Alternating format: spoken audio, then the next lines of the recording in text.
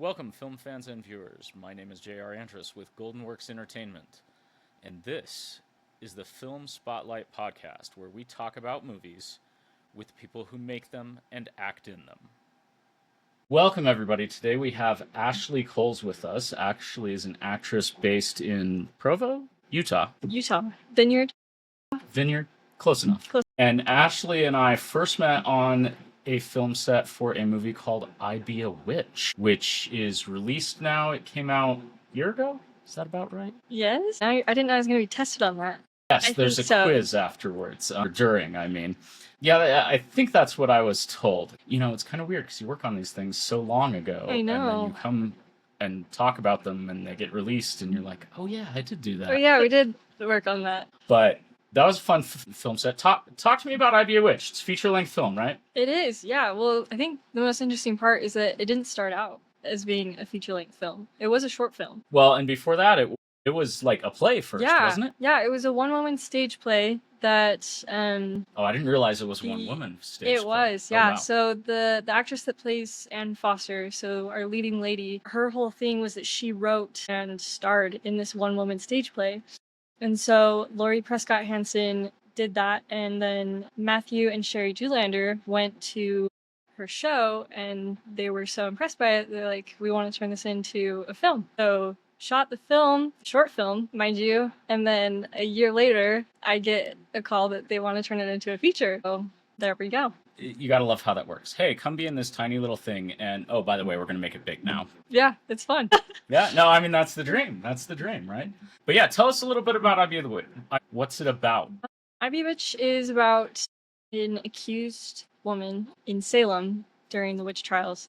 Okay, it's not Salem. I misspoke. She's in Andover. That was a big thing, is that this is true story based on like journal entries and also like the court hearings and everything about Anne Foster and her family. And so she is throughout this film like sitting in prison and kind of going over the events that led up to her being in prison. Based on an actual person, right? Yeah. Yeah. Yeah. Now, my involvement in this is I came in as a sound mixer for 2 days, 1 day. I don't even remember now. 1 or 2 days. So I know about this much about it because it wasn't the first day, so I hadn't seen a script or anything like that till day of.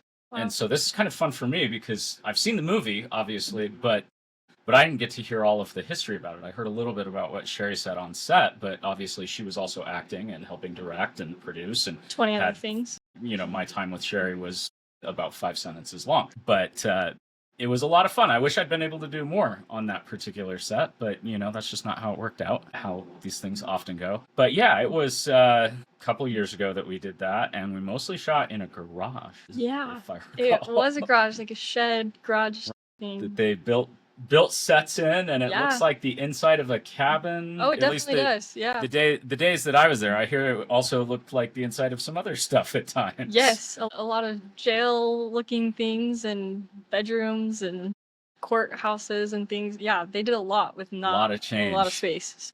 Yeah, actually, in our previous episode, Warren and I talked about I Be a Witch a little bit and how they were able to make that film so much bigger than it really was, budget-wise and whatnot. Very exciting to be a part of that. How long did it take you guys to shoot? Again, I was only there a couple days. I don't know. Well, you and me both, actually. The first time that we filmed, I was there for 3 days. Okay. And then I came back and I was there for like 2 half days. So it wasn't a lot in the grand scheme of things, but overall, I think like in bits and pieces, they were working with Laurie for, several months to get different shots. It just wasn't all at the same time. Right. A lot of weekends and evenings and that type of stuff. As indie film goes. Often, especially when you're first starting out. But yeah, she's in the whole thing pretty much, and I can't think of any other cast members that were in quite as much as she was, from what I recall. Like, she really carries that film. Beautifully. Yeah, she does a great job, and I think it's the only feature she starred in, if I recall correctly. So many quizzes here. I don't know. Yeah, I'm not sure either. Well, you know, just fun facts that apparently we don't know the facts for. Fun facts that we don't know facts for. We're fun guessing over here. Right, here we go. Tell us if we're wrong, Lori. Yeah. Yeah, what was your experience like working with the Jewlanders? I know they've been quite busy in the film scene here in Utah. Yes, they are active participants for sure. Honestly, like, trailblazers. I would like to call them sort of like my film parents, honestly, in the industry, because I mean, that's fair enough. They're kind of like that for a lot of people. Oh yeah, I have no doubt. Honestly, IB Witch was the first project that I worked on besides commercials or student films. So really they took a lot of trust and faith into me carrying, what small part I had. I felt like a critical piece of the puzzle still, and it was honestly such a I say magical, like it was, because Well, I mean, we did have witches. it was true. Yeah, it's very fitting actually. So it was a good time. They know how to do a lot with very little, like you already said. And so working with them was kind of I was spoiled very early on to see the indie filmmaking world through the eyes of like kind of such pros. Yeah, the first thing I ever worked with Matt on was this tiny little sizzle reel that we did for another feature that I think they're still trying to pitch and whatnot. And we spent 2 days working on that, and he brought in his grip and gaff truck and gaffed that particular project. Well, I was actually doing mobile DIT with Starlink and sending proxies to our editor, and it was actually kind of a big project for how small of a project it was. Right. But like this is how Matt and I met, and we just had such a good time that it was kind of fun when he called me up for I Be a Witch to come in and help for those days. And then since then, we've done a few projects together now, but that was the only feature that I think we've worked on together. He's done a lot of feature work, and I've done a lot of feature work, and we seem to do a lot of feature work separately. But we did get to do that. What was your favorite part of filming I Be a Witch? I think it was just kind of like how much I learned on set. Because, like I said, that was the first feature, first anything that I was a part of, especially to that scale of things. And so I really appreciated that the Jewlanders made it so it was a learning environment. And even though it was a very I would call it a professional environment. I mean, Sure. everyone there knew what they were doing, aside from me, I would say. Like, everyone knew what their job was, and honestly, they were probably all doing 20 different jobs at the same time, which is just the indie filmmaking way. But it was definitely a place where I felt comfortable to ask questions and kind of take it all in, where I feel like a lot of other sets maybe wouldn't be like that. Often not. I've done everything from the tiny small ones to kind of the mid range, and my experience is some of these, as you get big, there's enough people that somebody takes you under their wing, but sometimes it's just very much if you don't know what you're doing, you're going to get left behind. Yeah. Just a lot of it depends on, well, the culture of the film set, as you know. But no, the Jewlanders have always been good about that. I would agree. I know for me, I mean, you fooled the rest of us. We didn't know you didn't know what you were doing. You seemed to know what you were doing just fine from our perspective. Thank you. But I know for me, like our introduction, well, we didn't really get introduced. You just kind of showed up. I'm like, here's a microphone. Let's get to work. And the next thing I know, you're playing a crazy lady, or crazy teenager. I don't even know what you were supposed to be. Crazy somebody. Somebody crazy. And that's always fun. I don't know about from the actor's perspective, but from the crew or sound guy's perspective, is it's like, oh, I just met this person and now they're completely bonkers. This is gonna be cool. Yeah, this is gonna be a good day. You're like, I really hope they're not actually crazy. That would be bad. Although I've found most people that play crazy people are pretty cool otherwise. So, yeah, no, wild ride. And then I think after we finished, we ended up doing wild lines from other days. And so I'm like, I don't know what she's saying, but she's going to say a whole bunch of random things, and hopefully Sherry can do something with this afterwards. Yeah. I know they had said they'd done some filming in some bad sound locations the previous days. The story I heard. But yeah, well, I mean, most of their locations, and granted, I wasn't there for probably like half of their filming, but they were doing it mostly in the garage shed. But like, you gotta understand where they're filming at.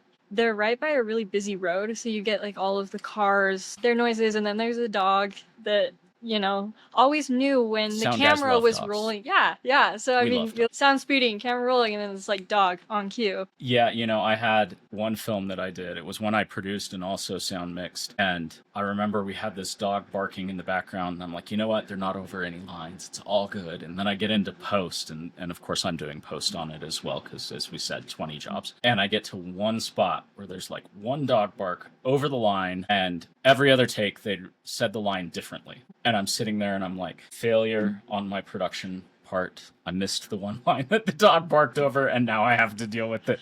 And I think that dog bark is still in the feature. But you know what? We made it sound okay. Or at least I like to think it does. That's all that matters, right? But like I said, sound guys, we love dogs a lot. A lot. Yeah. So since then, have you worked on any other features? I know you've got a lot of stuff in the works. You've done a ton of shorts in the past couple years. A ton of shorts. I feel like we had a competition going on last year to see who had more films in the Utah Film Festival.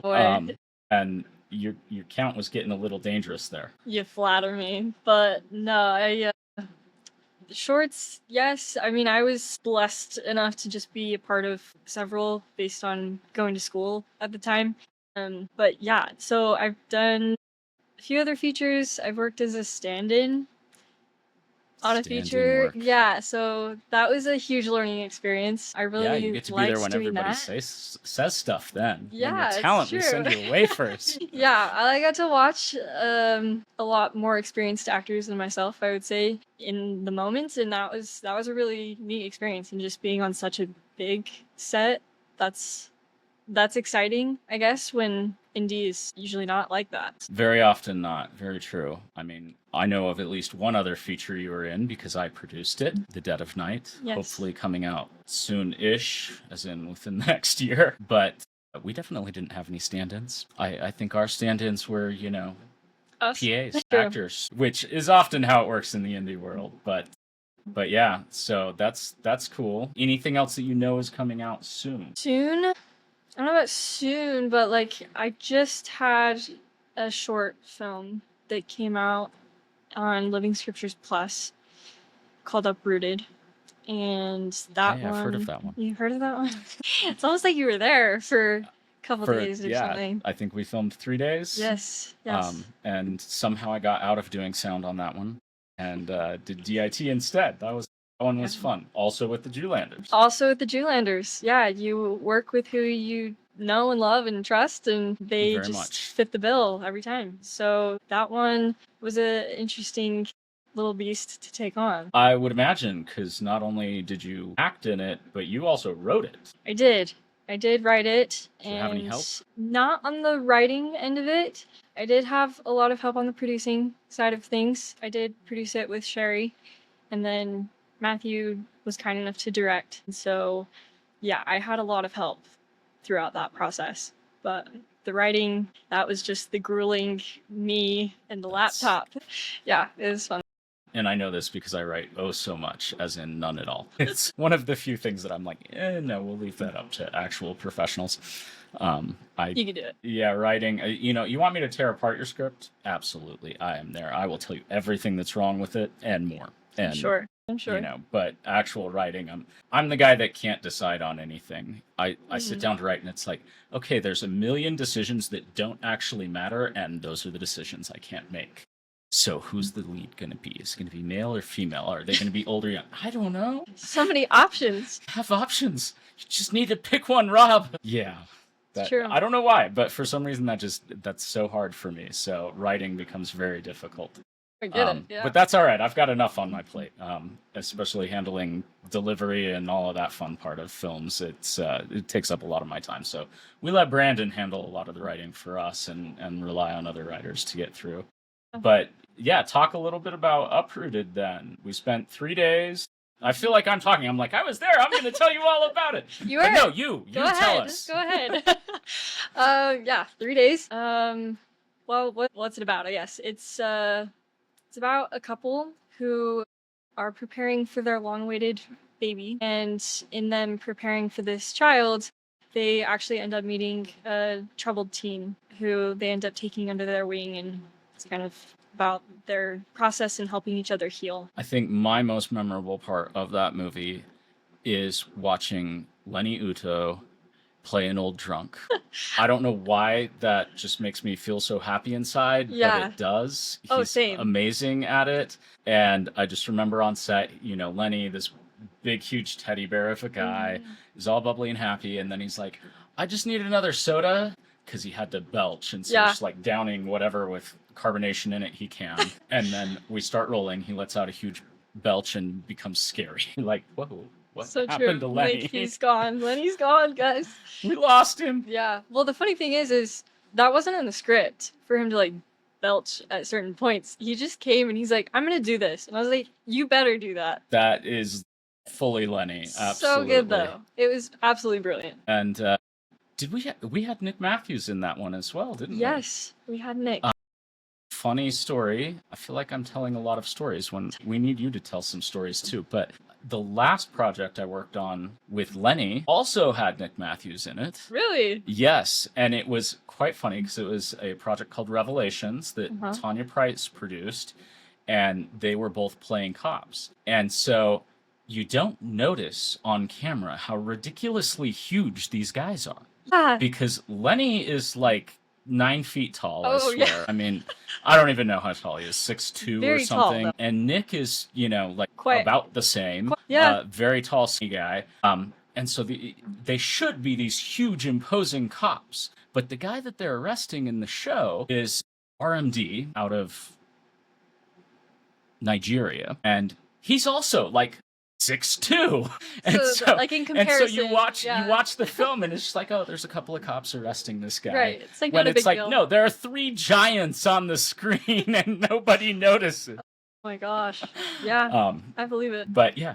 And I feel like I see those two in a lot of movies together, and I don't know, maybe it's just because they're both tall, but it's always kind of like, well, you guys are both giants, but you stand next to one another and you can't tell. I know. No, So. it's good though, and they just play really well together. No, they're great. So. They're both great. They're very different, Yeah. which I think is part of why they work so well together. I Is would they agree. are not the same. Yes. But yeah, just both tall guys. So I don't know why that just is weird to me, but I'm always kind of like, don't you cast tall people because they're tall? People? I know. But the funny thing is with Lenny, especially, so for Living Scriptures, they had us do a table read before this was officially like in the green light.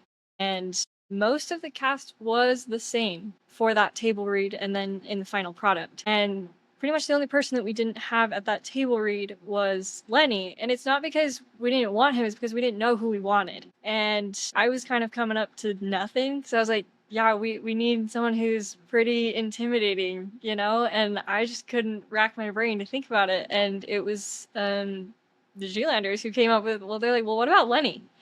And as soon as they said that, I was like, well, yeah, like, why didn't I think about that first? Like, he's perfect. I know, he's so nice. You would never think, like, drunk guy, mean, but he's awesome. No, that's great.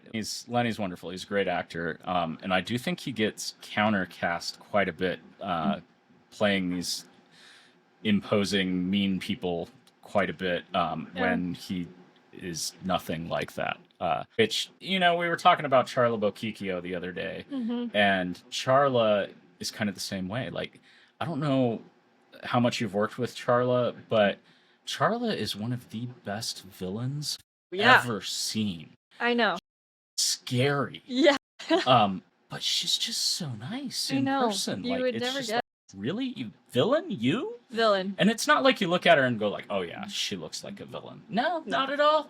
But she's got such range. She does. She can be the funniest person on set. Like, I've done commercials with her before. She's hilarious, and she can do it different ways every time, and it's, like, always on point. But then you're right, yeah. She goes completely into, like, villainous, like, it's horribly terrifying. And she has those facial expressions and those type of things that make her such a good villain. But you wouldn't know it if you hadn't seen it before. It's fascinating to see people like that with that kind of range as well. And again, Charla's so great and so wonderful to work with. Like, I mean, I don't even know what we're up to now. I think she's been in 3 of my movies at this point, and I've worked with her on several other projects. Always fun to work with Charla. And those are the people you want, the people that are just fun to have around. I have to admit, I'm still a little disappointed that you and Georgia aren't actually like sisters or cousins or something. Oh, I know. Because I saw you two together and I'm like, ooh, Coles, like this is amazing. And then it turns out you're not related, but that's okay. I know. We're all disappointed about it. There's only so much you can do about your circumstances and how you were born, but yeah, Maybe we'll she's work got a together. movie that just came out too, This Bloody Country, which I also worked on. We're talking about all the movies I worked on, yay. But that one was a surprise for me. You know, I was the DIT on it, so I wasn't on set for a lot, but I looked at a lot of the footage, and I don't want this to sound wrong, because the footage looked great. Let's start with that. But the movie turned out even better than I expected. And Georgia was wonderful in it. Oh, yeah. But yeah. But at any rate, congratulations on Uprooted. It's been on Living Scriptures now for I think we're almost like a month and a half. 6 weeks. Yeah. I was kind of right. Kind of. Somewhere. So close. Yeah, but it's been a minute. And have they told you how well it's doing, or? I've heard that it's doing well. Like, I don't know so much analytics on that side of things, but I have. Yeah, it's fine. I've gotten some really nice messages from people, and it's been really well received, which I've been glad about. But just as far as like all ages, I don't know that I was expecting that. I hoped for that, but I kind of thought, okay, maybe this audience is more adults or people who have gone through similar things. But I've been surprised at actually how many people reach out and they're like, my 7-year-olds really enjoyed this. And not that that wasn't the audience we were going for, but it's just really cool to see that it's like young and old who are gravitating toward this. You know, in some ways it's kind of sad, but I think the younger audience understands some of those traumatic events and dysfunctional family units better than we give them credit for. Yeah. So I could see them relating to that and seeing the positive message in the film with that more than you might expect. So I'm actually not that surprised by it, but that's good to hear that it's resonating with all ages, you know, because that's always tough. You know, film is so subjective. Movies are so subjective. I mean, we're going to get on here and talk about all kinds of movies that I'm going to tell everybody they need to go see and love, and it's going to be wonderful. And half of them are going to think I'm crazy because that movie was terrible. And then I'm just not even going to talk about other movies because I didn't like them that much, and people think they're the greatest films in the world. Ever. Yeah. But we experienced something similar when we did Misconnections. Joey wrote that one, Joseph Friedhead, whom I've known since college and is a great writer. And it was a fun film, and we're like, okay, this should resonate fairly well with, you know, college-age kids and the dating crowd, right? And it turns out that movie plays best with young kids and old people. They are the ones that love it the most. And I keep scratching my head about that, going, really? Like, really? That's like almost the opposite of what I thought. And I mean, the college kids still enjoy it. It's a fun film, but like kids love it because of the corny jokes in it. We have this line in there, you know, it's the old classic grandpa joke of, you know, oh, those peanuts were even better when they still had chocolate on them.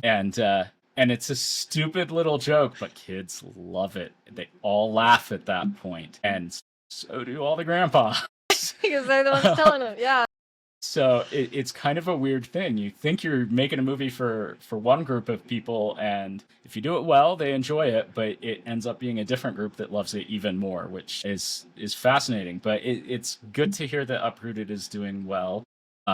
I feel like we need to go bug Michelle and be like, so tell us how it's doing, how it's really doing. Come on. Give me the Are they begging you for the feature length yet? I mean, I wouldn't say no to it, but but they aren't begging for it not yet. My doors are still intact, so it's only been 6 weeks. Give it another month, right. You know. Yeah. They've got to realize the brilliance of it first. I say that. I bet you Michelle's already planning on it and just hasn't told the rest of us yet. She's been a little busy herself lately. Oh, yeah. So... But no, that's exciting. What else are you excited about that you've got coming up? Besides Dead of Night, of course. Besides Dead of Night, I mean, that's the thing that's the forefront of my thoughts, my purview. All of us. Yeah.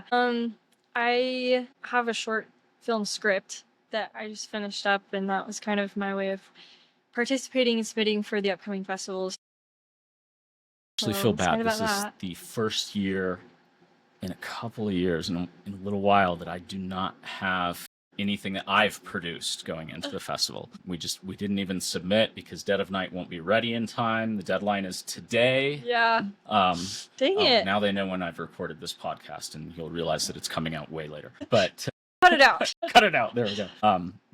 Yeah, we're not ready. The edit is like really, really close, but we've still got to do all the sound and the color and all of that. So didn't submit Dead of Night, and so I think the only thing I have going into the festival is stuff that other people are submitting. So I'm very interested to see if I was part of any of the projects this year. It'll be a surprise. Yeah, it will be. Last year was a good year for me at the festival. I had 3 features that I worked on in there, one of which I produced, and I think 3 or 4 shorts. It was shocking, actually, how much I had in the festival. We weren't shocked. The rest of us were not shocked. I was. They played This Bloody Country at the festival, and I had no idea that it was coming to the festival. So, that was part of the shock. But it was good. I got to see Craig and Ann again, who produced the film and directed the film, and hadn't seen them in a little while because obviously we filmed it a while back. But it was good. So I'm very excited to see what comes into the festival. I'm especially interested to see what's coming through the A you have been in, and B that Lucas Hardy edited. Anybody who knows Lucas knows that he is a brilliant editor, and I'm always interested to see what he was working on. I'm like, I don't really care who made it. If Lucas edited it, I need to. It's just how it goes. Well, the good thing is Lucas usually takes on like half the projects that end up in the festivals, I'd say. So like it's pretty easy to like go and find something that he was part of. Yeah, the hard part is getting him to tell you which things he worked on, because it's usually you show up and then at the end you see credits and you're like, oh, Lucas did that. I'm not shocked at all. It was that good. But, was it last year that Renaissance Kid played? No, I think it was 2 years ago. I think you're right. It was last year that he talked about the post process on Renaissance Kid. Oh, okay. So I went to that panel, but yeah, that was a good film as well that Lucas edited. But yeah, so did you write anything that's been submitted? I did, yeah. So I have a short film script. Wrote the script for? Yes. Oh, so did you just submit the script, or was it actually made? No, it was just a script. Just the script. Yeah, it was practice for me, and then also my way of participating, just in case nothing I'm in go. Yeah, it was kind of one of those things where I was like, I don't know what else is going to be in it, but at least I can put forth my effort to try. So it sounds like the next thing we need to do is get you a feature that you have written, made. Yeah, you have that in the works? I do. I have a World War II historical fiction feature. It's called Good News Greenie, and it's about a young man with autism who sneaks into the war effort to find his brother who's missing in action. So one of these days, that's gonna be. Sounds like a lot of fun. I would be all gung-ho and tell you we're going to produce it, but I have no money for something like that, and that one takes a little bit of money. So. Yeah, it's going to take a couple more pennies. We'll work on it. See what we can do. Well, that's exciting. I think the last thing the audience needs to know is just a little bit about you. Tell us something interesting about you, something unique. I don't like cauliflower. I'm sorry, I just don't know if we can be friends anymore. You don't like cauliflower? What? I hate cauliflower. It looks like dead broccoli. It actually freaks me out. I will agree with you on the look. It does look terrible, but I love cauliflower. I can't believe you don't like cauliflower. That's crazy. I also love broccoli, so I'm a weird one that way. You're a weird one. I don't care for strawberries much, and everybody else loves them. That's weird. So. Yeah. Yeah. That's okay. Yeah. That's okay. All right. Now. Here we go. Now comes the strange fact about Rob. I happen to have a fairly substantial sized shot glass collection. Really? And the kicker is I don't drink you just like to look at them, or what? I actually collect them from places that I've been. And so most of them, probably 95% of the shot glasses I have, I picked up at an airport or a gift shop somewhere that I traveled to and visited. There are a few exceptions to that, like my family will pick up some stuff for me when they go to someplace interesting. Right. So I have one from China because my brother did an internship in Beijing. Cool. And so he picked up it's really cool. It's kind of this metal Chinese cauldron looking thing on 3 legs that it doesn't really look like a shot glass, but is. That's way cool. Yeah, it's pretty cool. And I've got a couple like that my family picked up. But for the most part, I travel a fair amount for work. And so I pick them up when I go to different cities. And so most of them represent some sort of trip that I've been on. Oh, I love that. But awesome. but yeah, I don't drink at all. So it's really shocking. People are Just like, sit oh, there. wow, you Yeah. must really like shots. No, not at all. Shots of milk. I don't know, like root beer, Juice. Juice. It's all about the juice. DOJ. There you go. Yeah. But yeah, so that is a very strange fact about me. Any from Alaska? No, I I've have to actually ask. never been to Alaska, and I do have family that. So my cousin's husband currently works in Alaska, Mhm. and she lived up there for a little while, and then was like, "No, you're just going to come visit us on weekends." Oh, nice. It was too far away from family, so and he's only got like another 6 months on his contract or something, and then she just moved back early. Is really what it came down to. But she lived up there for a little while. But that's the only family I have up there either. So I just haven't had much of a reason to go other than to see Alaska. Yeah. And haven't made it. However, it's funny you bring it up because I have been talking about planning a trip to Alaska. Do it. But I'm probably going to do it the crazy way and drive my van up there. Oh gosh. Which it's going to take like 2 weeks just to get there. Yeah. So. I mean, at that point, like, you're gonna be camping in your van for a while. That's the point. Yeah, I mean, we're talking about the same van that I use for DIT. Yeah, I'll throw my cot in there, and that's not the crazy way to do it. I mean, for other people, yes, but that's like glamping. The long way, I suppose, to do it at least. Long. But I have to finish the van. There's no way I'm doing this before I get it insulated. And B, like, yeah, I need to get things secured a little bit more in there before it's ready for that long of a road trip. But I also just have to find the time because with a 2-week trip, like, that's a month just to get there and back. Sorry, everybody. Robert is out of commission for like. Yeah, pretty much. No, I mean, I do have Starlink, so it's the whole plan is to work while I go. Oh, true. It's just like, yeah, we'll drive for 4 or 5 hours and then get to work. I just can't be on a set, so we have to hit a nice project that I'm doing post on or something. I don't know. Right. Or just, send angry emails while I'm on the road. Get it done. Get it done. But yeah, so it's funny you bring up Alaska. That is kind of the goal. The goal? Okay. But at any rate, thank you for being here, Ashley. Ashley Coles, everybody. No, I See a Witch would be a cool project as well. But I Be a Witch. Is on YouTube. And thank you very much. Thank you for listening to this episode of the Film Spotlight. If you liked what you heard, please go to goldenworksentertainment.com/podcast and sign up for our newsletter, where we announce new episodes and keep you up to date on current projects with Goldenworks Entertainment. Again, that website is goldenworksentertainment.com/podcast. Here you can also find links to all of the wonderful movies that we talked about in this episode.